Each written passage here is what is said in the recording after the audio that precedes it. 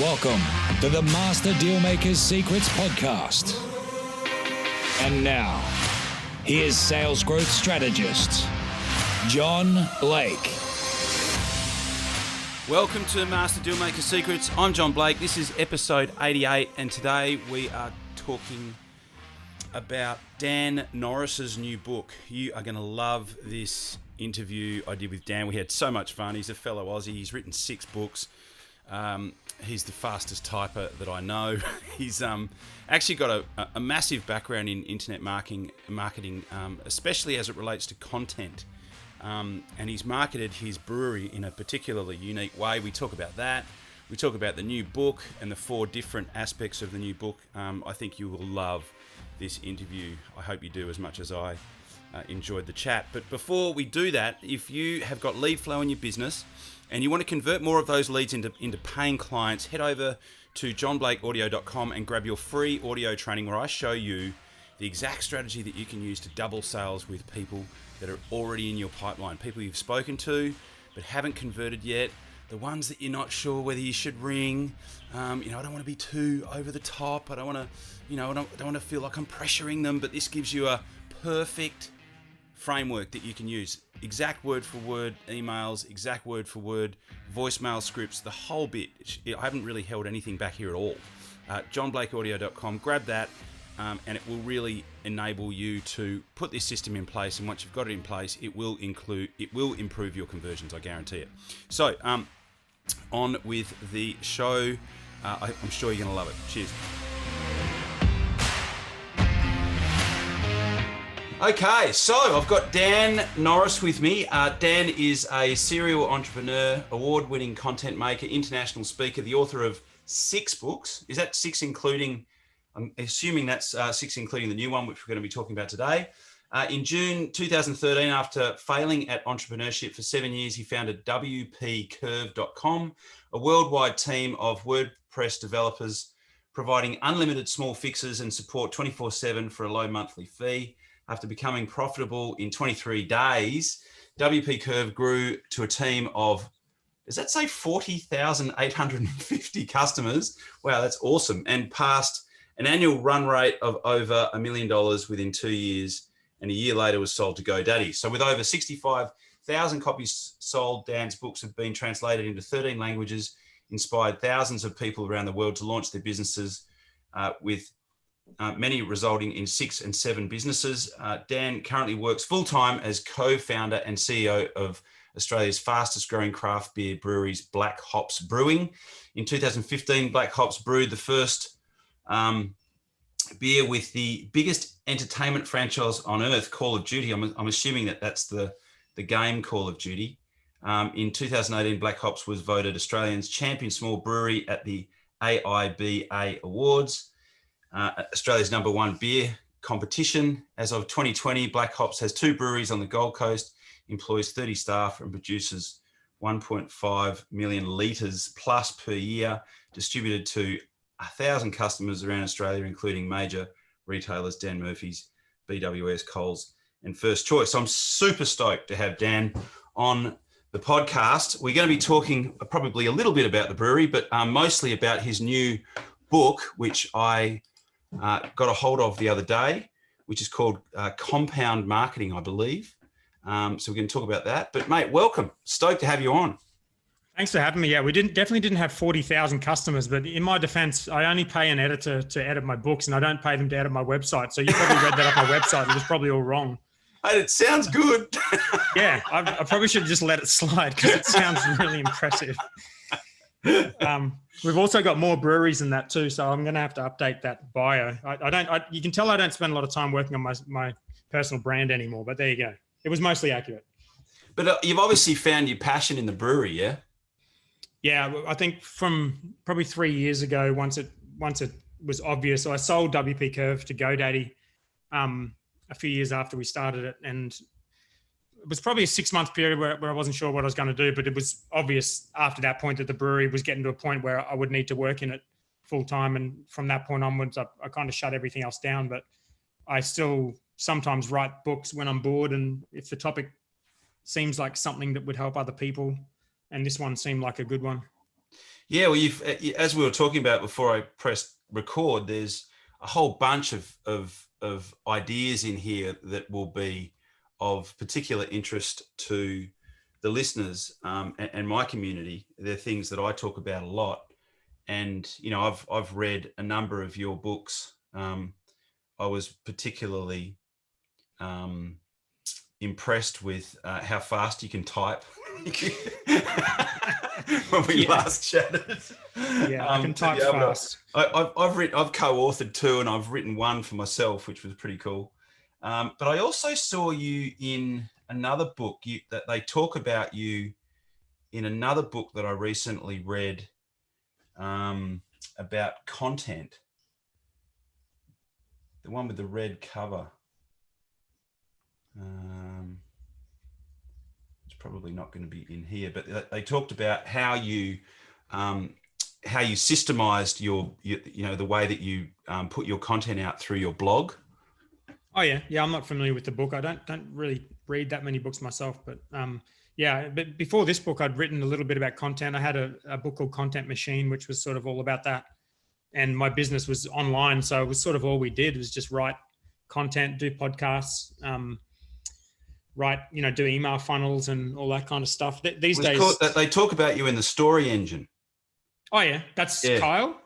Is that? Yes, Kyle. Yeah, he used. Oh, well, there you go. I talk about him in my book as well. He used to work for me at WP. Got it. So there you go. Yeah. So you've obviously you've put out a stack of content, not the least of which is the amount of blogging and stuff that you've done over the years. So there's this incredible body of work. And the other thing that really jumped out at me is that in the foreword of the book, you're sort of saying, well, look, I'm not actually trying to sell you anything. I've got this background. My focus is the brewery. I'm really just putting out this content because I think that it would be useful to people. Which is I think such a refreshing place to actually come from in terms of sharing the knowledge that you've obviously acquired. And I never actually intended on being someone who writes books. My business partner suggested I write one, and I was like, all right, I might as well try, and we're going to do it together. This was the 7-Day Startup, and which I've also read. Yeah, right. And I wrote that in like a week. I just went home every afternoon, wrote a couple of chapters, and then by the end of the week, I was like, are you still helping me write this book? Because I've written the whole thing. And then I was like, well, do you want to just write the foreword? And then I waited another week, and he hadn't done it. So I'm like, I'm just going to get someone else to write the foreword, and then I'll just put it out. But the reason I was going to put it up on the site for free, but I got in touch with a guy who was a book marketing guy, and he said, oh, you may as well just format it to put it on Amazon. And I was like, all right, sweet, you can do it. He did it for me for free. Yeah. And I said, we'll just put it up on Amazon for free. And he said that if you put it on Amazon for free, no one's going to see it because no one searches like the free books on Amazon. Everyone just goes onto Amazon to look for books, and it's optimized for paid products. Obviously, Amazon's the most valuable company in the world now. So they're pretty good at making money. And so we charged like $3 or something for it. And and it got to number 1 in startups and end up selling like 50,000 copies. I think it got translated into 13 languages. And then from then, once I'd written one book, I was like, oh, I might as well write another one. The guy in the office next to me was like, you should write a book on content. I'm like, all right, I'll do that. And then we started a brewery, so I thought I'd write a book on that. And then just once you kind of realize it's not that complicated to write a book, you kind of, and you got the team that can help you with editing and formatting. I kind of just continue doing it, but I just don't do it as a business as such. I kind of just do it as more of a hobby. Yeah. So I'm curious that the business that you've got right now, of the 3 or actually the 4 parts of the new book, what is it that you've applied most or that's been most useful in terms of developing the business that you've got right now? Yeah, well, once I've finished up with WP Curve, like in the online world, it's super, super competitive. Like I was doing monthly reports, blog posts and things. I was doing podcasts. I did over 100 of my own podcasts, and I did way more podcasts on other people's shows, probably 90% of which aren't even live anymore. I did so many podcast interviews and so many blog posts. I once did 13 blog posts in one day. I did hundreds and hundreds of blog posts. and it's just super competitive. Everyone's kind of doing the same thing. And I always thought that once I got out of that business into like a more traditional sort of business, it would be good to apply those same skills, because no one was really doing those things in our industry. Like when we went to start, like if you want to go start an online business, you just go and Google it and there'll be 1,000 blog posts that tell you exactly how to do it, and pick any aspect of it. If you want to learn about funnels, you want to learn about landing pages, you want to learn about email marketing, anything, web design, anything, there'll be hundreds and hundreds of really, really good pieces of content on it.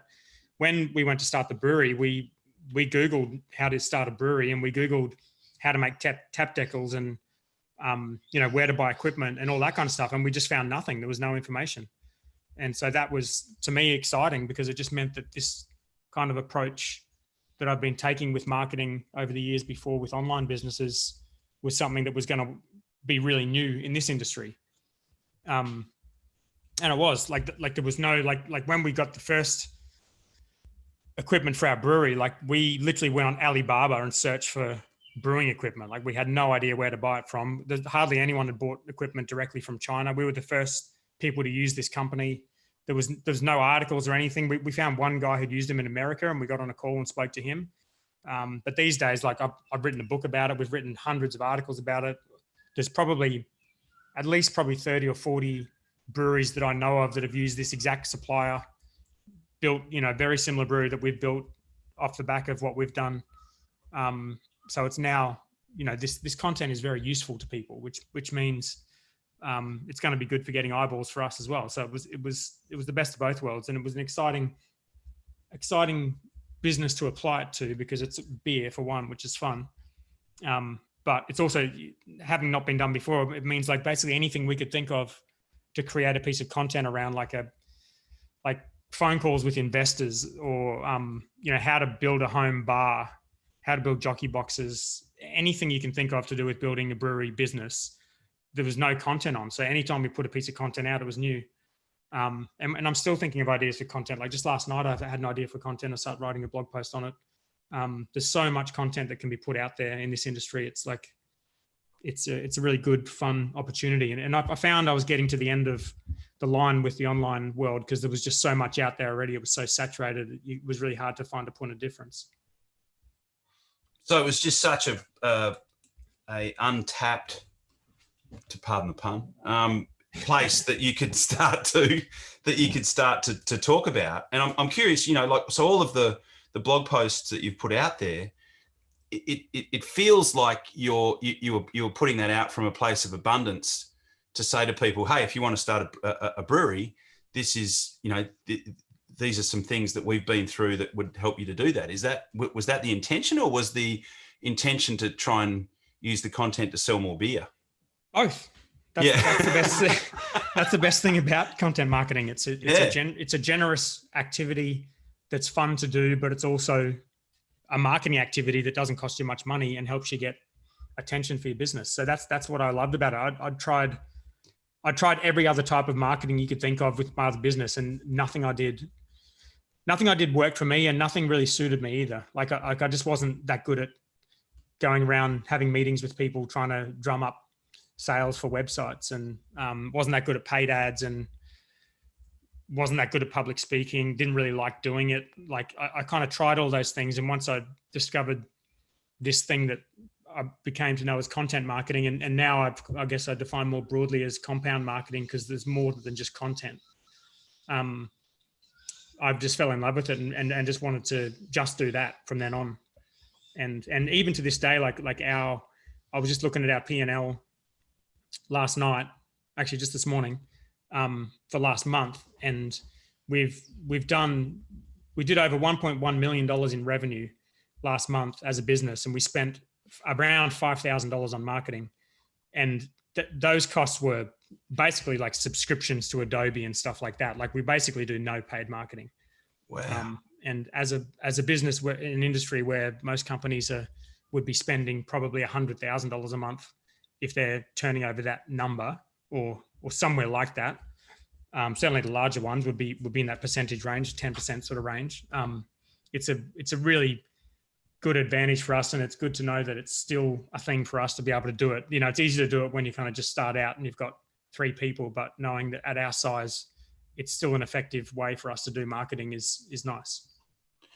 Yeah, look, I want to dive into this whole concept of compound marketing as you see it in a sec, but there's a couple of things that are jumping out at me. The first one is, because I actually have a pretty close friend of mine who started a brewery over here, and he ended up getting out of it. So,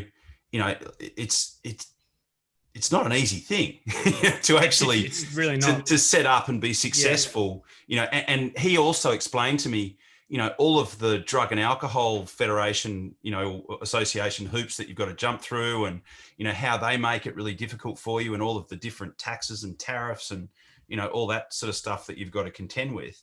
Yeah.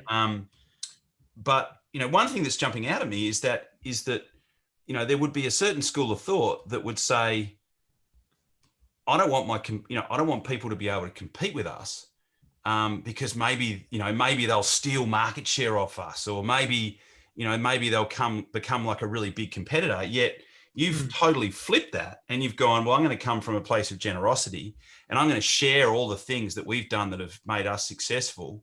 And as you've just said, whilst other companies are spending 10% on marketing, you've got like $5,000, and it's not even really a paid thing. It's more like, subscriptions or things that you could code to marketing on your balance sheet. So that is just, to me, it seems really counterintuitive. Has anyone else ever noticed that, or was that something that was intentional, or, tell me more about that before we get... in fairness, I didn't invent the concept. It's, it's the same stuff that Seth Godin and Marcus Sheridan and people like that have been talking about for years.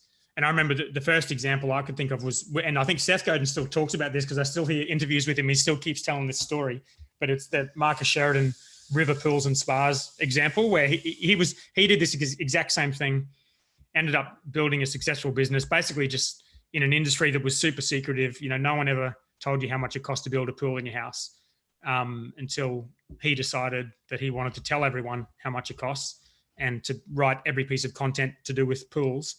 And, did really well as a business, ended up selling it, and then went on to become a, well-known sort of influencer and educator and author and whatnot. But that was years and years ago. And so these examples have been around for quite a long time. And I think it's just a bit of an old school way to think about it, where you're just withholding all this information from your competitors. Yeah. Because it sort of says like you're only successful because people don't know how to do what you do, which is kind of silly, because people are going to find out either way. Like we're not the only people who know how to make beer. There's plenty of other people who know how to make beer. And when we go to the beer awards, there's hundreds and hundreds of other entries of people who are submitting gold medal beers. So we know it's not just making good beer that creates a good brand and a good business. So I have no problem telling people anything and everything about what we do. And I'm quite confident that the business is only going to get better. And I'm not worried that it's going to fire up a whole bunch of competitors that are going to squash us. So quite clearly, this has been a major accelerator to the success of the business, is sharing all of this info really freely around, content and the journey that you've had. Yeah, I think it's been well timed too with the way social media's ended up going. Because back when I had WP Curve, like we didn't really do any social media at WP Curve. It's like website support. It's not the most sexiest topic. Like people aren't sitting around in Facebook groups chatting about how good their website support is. It's just a boring topic. We didn't even have an Instagram account. I don't think we didn't even have. We had a Facebook page, but we just didn't really get any traction via social media. Mm-hmm. But with the beer stuff, we noticed straight away, like Eddie was on Instagram following beer accounts, and I got on there, started following beer accounts. There wasn't much money, like people at the time doing it, but there was a huge amount of engagement, especially on Instagram. And since then, Facebook groups and whatnot, people like talking about beer. So it was almost as much as they like drinking beer, which works out well for us because we've always got plenty to talk about. And if we're putting out lots of content and we've got lots of stories to tell and we've got lots of beers coming out and lots of nice designs of cans and a good community around what we do, and initiatives that engage people in the community and all of that. We've just got this abundance of content that people can talk about all the time. And it just feels like every week there's something to do with our business that's getting discussed around the place in the press or on Facebook groups or Instagram or whatever, that's kind of news, just by nature of what we do. And that's I think the best sort of content marketing. Like I talk about that in the book as well, where you have like companies like SpaceX, they're launching rockets. They probably don't have to do marketing. They've got plenty of interest in their rocket launches. Yeah. But like that's the best content, because that's something that millions of people are watching, and they're just operating their business as usual and just put a camera on it. And that's kind of like, I think, where content marketing has got to now. It used to be like companies like Red Bull will pull a major stunt and produce a whole bunch of content for YouTube with their branding all over it. But now it's more, well, how do you fit into the organic nature of the conversations that are already happening and be relevant in those conversations, and it not look like marketing, but you're still relevant in the minds of all these people.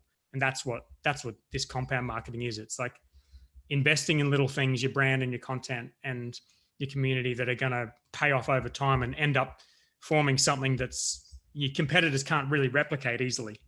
Like you can go out and do a bunch of paid Facebook ads, and I can do that now, and my competitors can do that now. But it's really hard for our competitors to, put something in a Facebook group with 3,000 super active people and, get smashed with votes, because it's just not something you can manufacture up easily. It's more organic. So it's like you've, rather than struggling to come up with the next idea or trying to represent an existing idea from a slightly different angle to try and get people interested in it, when it's the same idea that's probably been, re-represented from 50 million other people.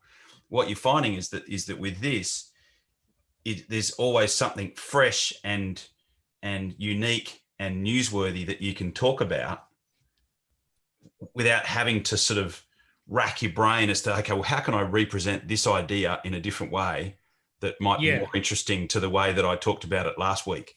Yeah. And I think the best thing is if you can become relevant and interesting enough, like people sort of act like they have no control over, the conversations that happen around what they do. But the reality is, like we choose what products to put out. So we know if we put out a product that enables people to brew our beer from home, and we run a competition for the most successful people, and we give them pins for the people who win, and we have presentations and judging and all of that, we know that's good for our audience. But we also know it's epic content. It's something that people are going to get really excited about. It's something that's going to look really good in photos on social media. It's something that's generous. It's something that other companies aren't going to do. It's something that the press like writing about. I was just talking to the press this week about that very thing. It's not something they've heard of before. So, when you make those decisions to do certain things, what that leads to down the track, you're not completely passive in that. And so you can sort of invest in activities that bolster your story and bolster your community and your brand, as opposed to ones that just, might pay off in the immediate term. If you're lucky. I think sometimes the paid marketing strategies do more harm than good. Like I see paid ads from competitors, and it kind of makes me think less of them. I kind of think, well, why can't you get enough mind share without having to pay for ads on Facebook? And it kind of diminishes the brand, I think. Yeah, it's a good point. So tell me about how compound marketing, and it seems like we've already been talking to it to some extent, but in terms of how you would define it and how it relates in the unique way that you've presented it in the book, can you expand a little bit more on your definition of compound marketing as opposed to some of the other marketing that we're seeing out there at the moment? Yeah, well, I made the word up for starters. I don't know if anyone's ever called it that before, but I did check if the domain was available, and it was available and it wasn't being used. So I bought it. So I assume no one's thought of it before. Hopefully that's right. Otherwise I might get sued. But yeah, I was just reflecting on the fact that, content marketing is really only part of the equation. And what I used to do for years and years is just put out shitloads of content, and it really wasn't very targeted. It was just kind of, this is all I know how to do. I'll put out lots of content and some of it will stick. In reality, only a really, really small percentage of what we put out in those early days ended up getting any sort of traction. But I reflected on what we do now at Black Ops, which is not just putting out a lot of content. It's actively doing the sort of work that's going to engage different communities, and not just like a general beer drinkers community, like specific targeted communities like investors, home brewers, wholesale customers, taproom customers, and having specific strategies for all of those groups. Having a really, really strong focus on brand to the point where people probably think it's crazy. Like I personally spend hours and hours each week personally working on the design of cans that might sell out in an hour and a half at the tap room and never be seen again. And these will be fully branded products. We'll have nice photos of them. It's a custom recipe, a custom beer. They're packaged. They look amazing. And we might only have 10 cartons of them. They sell out in an hour. Then they're never seen again. And it's, some people probably think that's stupid, but it's overall shows that we care about the brand and care about the way it looks and it's something people get excited about. So it's like an investment that you're making ultimately to create a brand that's worth something, as opposed to just someone who makes beer. And so I sort of was reflecting on those things. Story was another really big one, because I'd noticed that with our business, every time we have an opportunity to tell a story, even if it's just an indirect way that we don't specifically tell, but we just do it in the way the cans are designed, or the way we release certain beers, or what we decide to brew, anything that tells some sort of story, it goes really well for us. And we use that a lot in our marketing, from crowdfunding to just general content to even just getting investors on board. Like the stories we tell about the business are responsible for us getting millions of dollars in investment directly. Like our investors have come through the content and the stories we're telling over like 9 different investment rounds and 600 people. So I was just reflecting on that, and reflecting on the fact that over time, as you make these little investments, overall, the whole asset becomes more valuable, much like investing in a compounding asset class of some sort. And so in my business, we pretty much all we do is compounding style strategies for marketing. We also do sales, so we have a sales team. But when it comes to marketing, we don't really do any marketing that isn't of that nature. But in the book, I guess I point out that approach might not be for everyone. For me, that's what's worked. But at least if you can identify something, you can sort of say, okay, well, am I going to spend 100% of my marketing dollars on billboards and paid ads, or is it worth investing something in this other approach and just testing the waters a bit? So you're kind of moving away from that transactional model into a more kind of compounding model. Yeah, I love that. It's almost like every new thing that you're doing is building on something else, rather than, let's go in this direction for a while. Now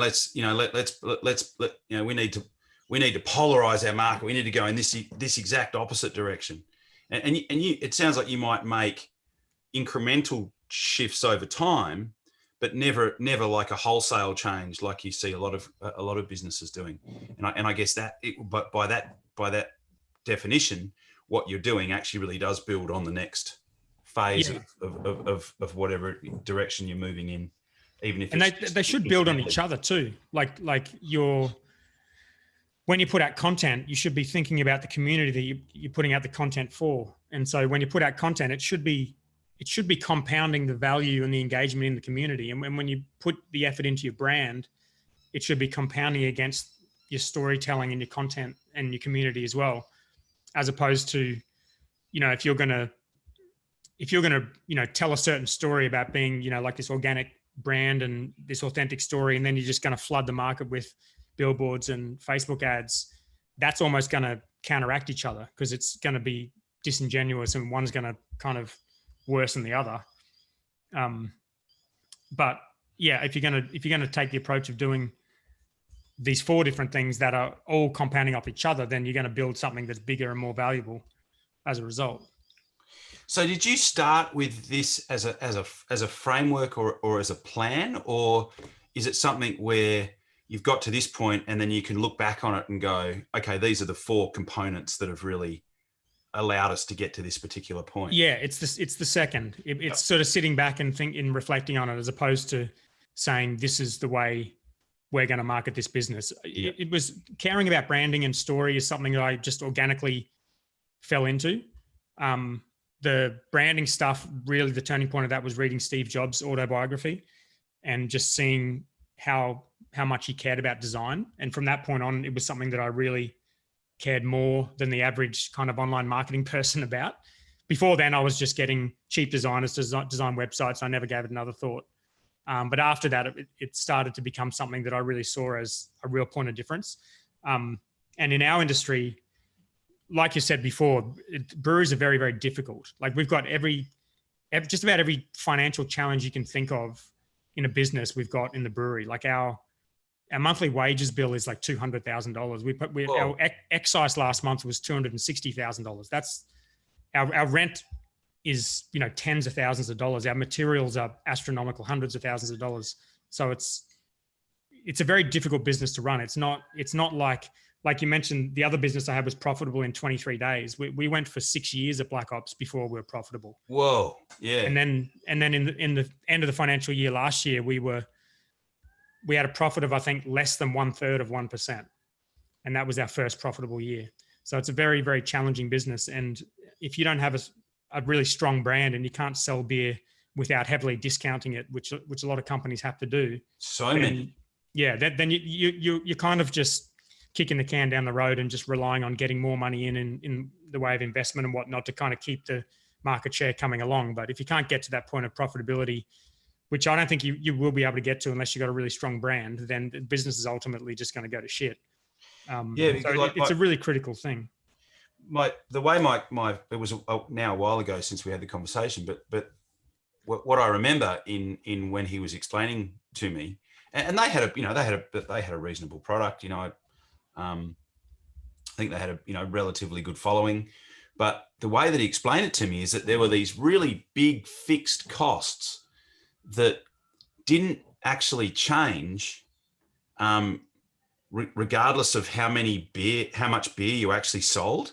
To some extent, yeah. There's sort of it's like a tipping point with volume. So we had a brewery that we could brew about 500,000 liters a year at, and the next step for us was to build one that we could brew at minimum 2.5 million liters a year and maximum probably 10 million liters or more. So we had to build to get through that gap to a volume level that was going to be profitable and sustainable. We had to build something that was 5 times the size and potentially 20 times the size. Whoa. And at that point, what was how did that relate to the volume of product that you were moving? How big a leap that's right. was that? I mean, we had to basically build a brewery that was capable of doing 2 to 10 times the volume. And then we also had to figure out how to sell that much more beer, because beer's not easy to sell, and we couldn't afford to hire any more people. So we went into that just a leap of faith that we would figure out a way to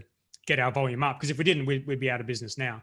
And I think you mentioned that the buyer said 1.5 million liters. I think we're doing about 230,000 liters a month at the moment. So it's about 2.5 million liters now. And that's a scale that is now month on month comfortably profitable for us, because we can release enough beer. You get kind of economies of scale to the point where the price point is good in the bottle shop and there's still enough money there to have a bit of profit in the business. But we didn't get to that point until we were well over 1 million liters a year, and getting to that took 6 years and about $4 million and 9 investment rounds and a lot of sleepless nights. Yeah, I mean, and look, for the people who are listening, because I actually have done some work with wine distributors and liquor wholesalers, is that the traditional model of beer is that they would sell beer to a reseller and it was almost like the loss leader. So they'd make almost no margin on selling the beer to the actual retailer, and they would do that primarily so that they could get the other lines that they sold on the shelf and they were the ones that there was the margin on, like the wine and the liquor and, there's companies like Coke that, sell beer to get the taps and then make the money off the premix. Yeah. We don't have Coke to sell those, so we have to make the money on the beer. This is the point, right? So you're working, in a market that has this this predefined idea of how beer fits in and what they're going to pay for it and what sort of margin that they're going to make on it. So it doesn't surprise me, with all that other stuff that I've sort of learned along the way, that it's taken 6 years to get to a volume level where you're actually starting to make some profit out of it. Yeah, and that's we're definitely one of the fastest growing breweries in the country too. So I think that 6 years is probably, unless you started with a huge investment round and, the ability to just distribute a lot of beer and lots of good relationships, that's probably much faster than the average company's going to get there too. Yeah, I would imagine. Wow. So the other thing I was going to ask you is that, so this whole idea of and I've heard it mentioned from, a couple of the bigger marketing guys, this whole idea of just, punching out as much content as you possibly can and not caring about whether it's good or not, because at some point, some of it's going to be good. And at some point you'll, what's being suggested is that at some point you will magically transform into someone who's really good at putting content out if you put enough out. Knowing what you know now, so having had the previous business and the business that you've got now, do you still subscribe to that? I think it is a bit of both. I do think it's important to put a lot of content out because I still to this day, I have no idea what's going to do well. You just never know. Yes. But I have always thought that the quality of what you put out matters a lot. I mean, not if you get to the point where you're so frozen that you're not going to put anything out because you're worried it's not good enough. Yep. But I've never had that problem. I don't mind. I'll put it out there. I don't care. So I think if you can, I think it's always a challenge for any kind of small business or online business person to produce anything that's, of the standard that bigger companies produce. That to me is like a real fundamental entrepreneurial challenge. Like when we design a beer to sit on a shelf, it needs to look as good as the one designed by a company that's turning over billions of dollars and can hire the world's best designers. It has to, otherwise no one's going to buy it. So that's just a fact of being an entrepreneur that's under-resourced and under budget, and that's just a challenge.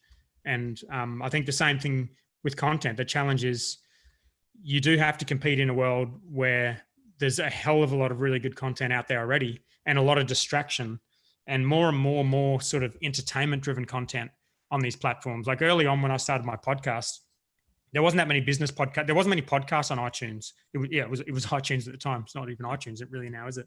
No. Podcast app, Spotify. But it was enough to just have an interview show and just ring up people on Skype and interview them. But now, like if I look at the podcasts I listen to, like I don't really listen to that many just plain business podcasts. I listen to some if they got a good guest, or if they got a good story, or if it's particularly relevant content to me. But for the most part, I listen to things that are more entertaining or educational. I've got Netflix on my phone, I've got Disney Plus, I've got Amazon Prime on there now. There's a hell of a lot of competition for content for me. But as a business owner, that's your challenge. You have to compete with the best content in the world, the most engaging content. And you have to somehow stand out in that crowd. And there's no easy answer to how to do that. But the answer is certainly not putting a lot of shit content out. So I think there is truth to putting a lot of content out and getting much better at it. That's definitely true. And there's a lot of truth in not knowing exactly what's going to get traction, but I don't think you should ever forget about the importance of making sure what you put out is quality. Yeah. Yeah, I think that's a good point. I always think about a quote because I'm a fan of Mike Patton, who was the lead singer of Faith No More. He's just incredible amount of body of work and different genres and stuff that he's put out there. And one of his quotes is if it comes from inside you, it's automatically valid. It just isn't necessarily going to be popular. Yeah, that's fair. It is. I suppose that some people, you have different levels of comfort putting stuff out into the world. I know. When I wrote my first blog post, I was like, shit, I'm going to put this on the internet and like anyone can have a go at me for it. And I don't have that thicker skin. I don't really like it when people say what I do is no good. But I've definitely gotten over that fear of putting stuff out. And I think if you're, and I have noticed with a lot of the content we do, the stuff that sort of comes from, like you mentioned, coming from inside you, I don't know if what he meant there was, putting out genuine content as opposed to, regurgitating generic shit that's already out there. That stuff does tend to go pretty well. And over the course of content I've put out, it's that sort of content where I'm telling my own story, or I'm, I used to do the income reports where I wasn't making any money and people could see in those posts how much I was struggling. But that was the best content because it was meaningful and it was important, and you could tell from the post, and it created a great story. And so I guess the more deeper you're digging into yourself for the content, the better the outcome's going to be. I think James Altich has got a similar quote around that about if you're not nervous to publish your post, then you shouldn't publish it. But yeah, he puts it all out there, maybe a bit more than I do. But yeah, it's the same kind of idea. Yeah, it's a challenge. It's a challenge, and I really do think that is what he meant. Because he's such an incredibly creative dude. So he's saying, if it emanates from in you, and it's some genuine, something that came from your creativity, and writing a song's different, but I think aligned to creating some content. I think it is too. It's very much the same thing. And I wrote a little book called Create or Hate, which was on that topic. Basically, that was the first book I read of yours. Oh, did you? Oh, yeah, nice. Loved it. That's good. Oh, good to hear. Thank you. But yeah, that was the idea, and that came about from a Ricky Gervais quote that was he said, "It's better to create something that other people criticize than create nothing and criticize others." Love that. And I read that quote, and that just inspired me to write a whole book about it because it is very much the case that if you're not guaranteed that something good's going to happen if you create something, but you are guaranteed that nothing's going to happen if you don't. Yeah. So I've always erred on the side of just put out as much as possible, as much as you can, try to make it good quality. And I guess there is a bit of a leap of faith or a hope that will lead to some kind of success. Definitely. So look, we've talked about the importance of brand. We've touched on story, and we've certainly talked a bit about content. Part 3 of the book where you talk about community, is there anything in particular there that you want to highlight in terms of why you feel it's so important and how it's played a role in where you're at right now? Yeah, well, for us it's a huge thing, and we have, it sort of started from people coming into the tap room. If you've got a business that people physically come into, then you've already got a natural community forming right there, regardless of what the business is. But that wasn't all we did with community, because we realized there was a lot of other groups of people that were really engaged with what we were doing, even if they wouldn't, whether they bought the beer or not wasn't particularly relevant. Like we had home brewers who were following our recipes. We published all our recipes. We had crowdfunding people who were just wanted to kind of, own part of a brewery and get behind the story. We've got business people that follow us because the business is interesting. And we've got a whole group of people who are following the story in different capacities that ultimately end up, increasing the value of it because they end up being referrers of word of mouth. And I assume at some point they end up drinking the beer if they're beer drinkers, but if they don't, they'll probably tell a few people about it at least. And even if they don't, they form part of online communities where the overall value is increased because you've got more conversation and whatnot. So that's been something we've really focused in on in multiple different ways. So that the tap room's a really big one. Having a really good experience at the tap room's been critical. Really good staff. The online sort of segmenting, I reluctantly use the word segmenting because it's kind of an old school targeting sort of mentality for marketing, but acknowledging that you have people that are interested in different topics, and you can do that in different ways. Like we have Active Campaign now where people are tagged in different areas. So like if we want if we want, someone to support us in a vote for something, I won't just blast out an email to everyone and say vote for us. I will target that email. I will specifically email investors and say, you've invested into this business. Like, this is how we do our marketing. Vote for us. This is how exactly you should do it. Ask them outright to do it. But you don't want to do that for every single person on your list, because some of these people are just customers or just people who are following along. So yeah, they don't have that level of engagement. Yeah. So you have different approaches, and that's just an example of asking for help, but in which we very rarely do. We only do once or twice a year.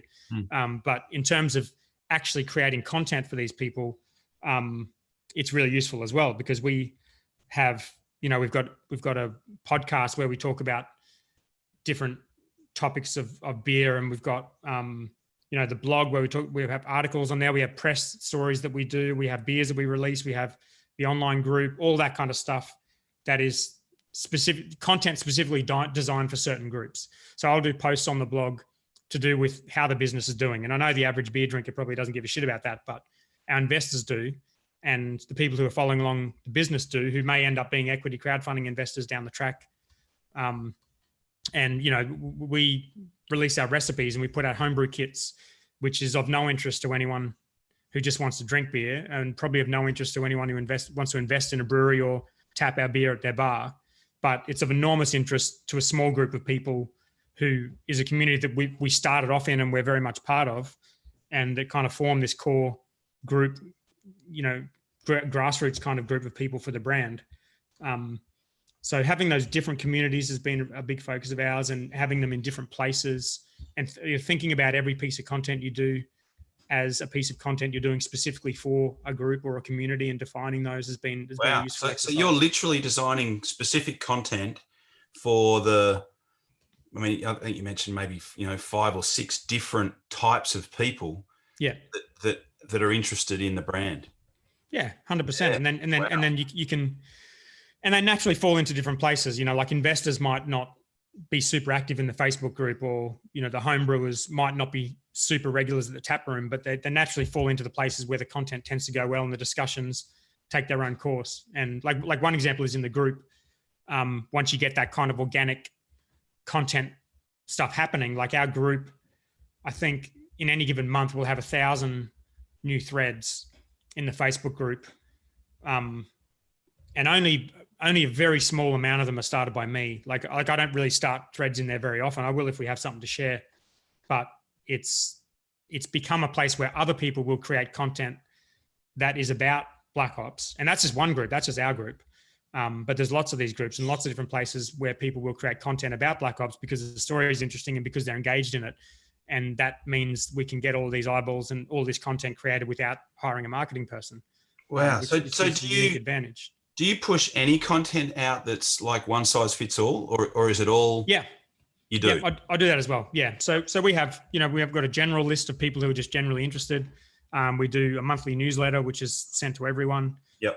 So there is general content as well. Mm-hmm.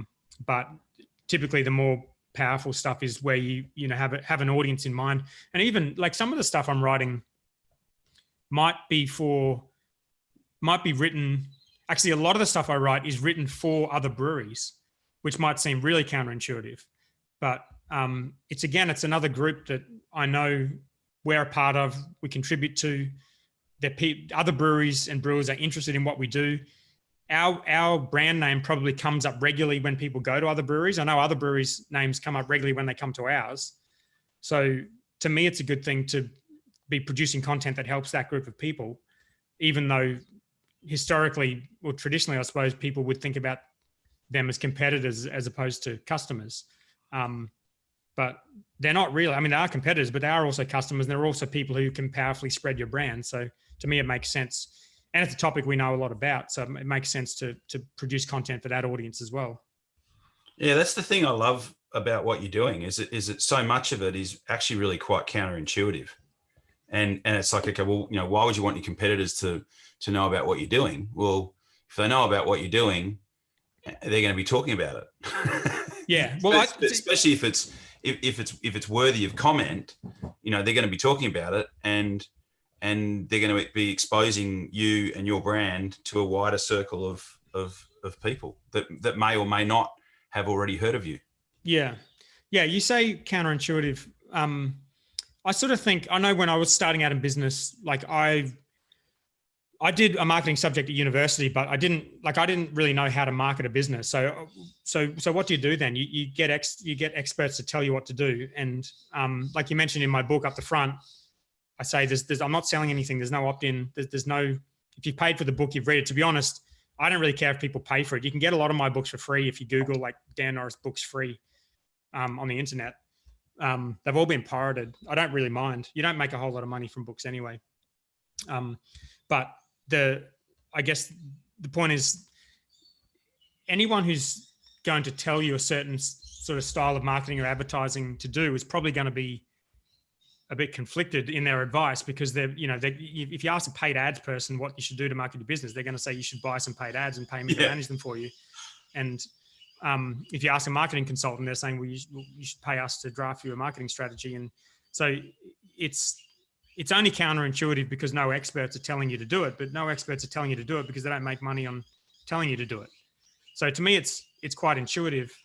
But it comes back to the thing that I think most of this comes back to, which is if you're in a business for yourself, you can't delegate the responsibility for making decisions in your business to other people. And this is something I used to do a lot, with just looking for permission from other people. And I realized over many years of hard slog that it just doesn't work. You just have to make these decisions yourself. And I think once you decide you're not going to, rely on other people's advice on topics like this, this kind of stuff doesn't seem that counterintuitive. It's only really counterintuitive because you don't have experts telling you to do it. Yeah, I use that term, not so much in the, listening to the gurus. It's just really it's an old school kind of mentality. It's like don't give too much away. Because it's the competition. So it's not so much in the more modern day thinking that it might be coming from. I mean, probably the best example is I rang up one of the biggest car yards in Perth, and I asked him to be on my podcast because he's huge. He owns like an entire, it's like 2 or 3 blocks in this particular suburb. And I said to him, look, because he's obviously been hugely successful. We had a CD of the month back then, when we were all doing CD of the months. And I said to him, look, I'd love you to come on our CD of the month. And he said to me, well, can you guarantee that my competitors won't hear it? And I said, well, no. I said, it's a paid subscription. So it's very unlikely, because to get it, you've got to be paying $26 a month or whatever. And he said, he goes, well, can you guarantee it? And I said, well, no, I can't guarantee it. And he goes, oh, well, I'm not interested then. So he didn't want any of his competitors, yet he is huge. And then interestingly enough, I bumped into another guy that was in the same industry, the car industry. And I told him the story. And he said, mate, he's trained all of his competition. Yeah, that's right. Yeah. You know what I mean? So they know what he's doing anyway, because most of his competition have actually worked for him. Yeah. Yeah. So it's a bit of an old school way of thinking. I mean by counterintuitive, Yeah, and I think that there is still some truth to it. Like there's not zero downside of taking this approach. That's for sure. Like there is some downside, and we see that. Like we're really open about all the suppliers we use, and this happens to me. It actually happened to me just this week. I wanted to use a supplier for a new project, and he couldn't work with me on the project because he was working for one of our competitors that I referred him to. And it does happen, and it happens regularly. And I actually like that because it kind of keeps you having to make the decision to take the leap of faith that you're doing the right thing. And it's never a really easy and obvious choice to do it. It's something you have to keep backing yourself in to do, because there can be a downside. But I think there's an enormous downside for other forms of marketing too, which is that they're enormously ineffective and they're extremely expensive and they're very easy to replicate, and they can be damaging for your brand. So to me, it's a clear choice.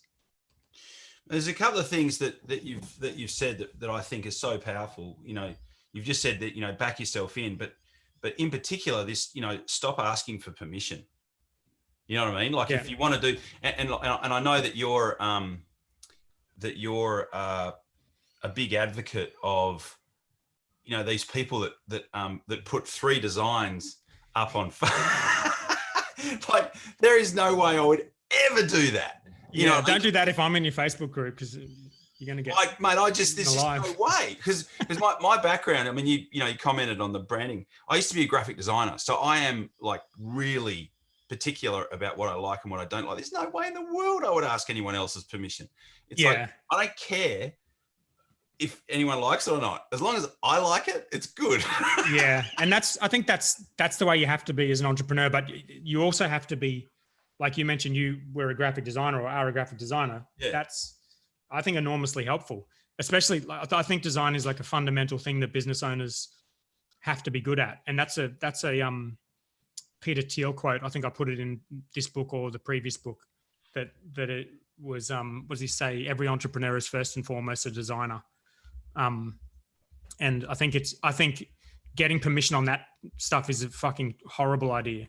But at the same time, if you're not confident enough to make the decision yourself, then you shouldn't be making it. Exactly. You're trying to get feedback from, Jody, housewife, who's sitting on Facebook going, I like number 2. Yeah, it's not good, but it requires an investment too. It requires, and I think I talk about this at the end of this book, where it's like, there's lots of different ways to approach being an entrepreneur. Like there's different, I suppose, schools of business owning. There's the people who are just really rigid about following every specific sort of best practice thing. There's people who spend all day, in meetings, drumming up sales. There's people who spend all their time behind computers, firing off emails. I think this approach it's its own sort of unique approach, and you need to kind of fully back yourself into doing it. Otherwise, it's not really going to work. And I hope that people who read the book will kind of see it as a legitimate approach to being a business owner, because I know when I started thinking about having my own business years and years ago, like my immediate thought was, I'm not the sort of person who starts businesses. I know now that's not the case, because I've had my own business for 15 years. But there are more than, the traditional kind of sales guy as a business person, or spending all days in coffee meetings, is not the only way to be an entrepreneur. And that's kind of the message of this book. I think if you want to build a business and market a business, there's more ways to do it other than the kind of traditional ways you learn in school. Yeah. Mate, I could keep talking to you all day about this. I think it's going to be super valuable. I'm looking at the table of contents of your book right now. There's so much actionable content in there. I couldn't, recommend enough people go and check it out. So best place to get it on Amazon. Yeah, it's only on Amazon. All my books are only on Amazon and Audible. The Audible one isn't published yet, though, because I think they take a few weeks to approve it, but it's all recorded and should be published pretty soon. Awesome. Mate, anything in particular that you would have liked me to ask you that I didn't? No, I always get weird when people ask me this question. You've just done the same thing that we've talked about not doing the whole time. You're asking me if you're doing your job properly. You should know what questions to ask me. Well, mate, I think that's a perfect place for us to, that's a perfect place for us to wrap up. Mate, I've really enjoyed the conversation. Thanks so much. I think this is officially the longest podcast I've ever done. Oh, really? Like an hour? Yeah, I tend to rabble on. No, I've enjoyed it as well. It was very good. You asked very good questions. I was only joking. No, it's all good, mate. No worries. Thanks so much for being on, and mate, good luck with the book. I'll certainly be pumping it through my network, because I think there's a stack of value in there. So thanks again, mate. Awesome. Thanks for having me. You've been listening to Master Dealmaker's Secrets with John Blake. Subscribe to get more in-depth strategies to maximize your sales process with new episodes every week. And double your inquiry to sale conversion with the lead flow you already have. Go to johnblakeaudio.com for his exclusive free no-fluff audio training and companion PDF guide.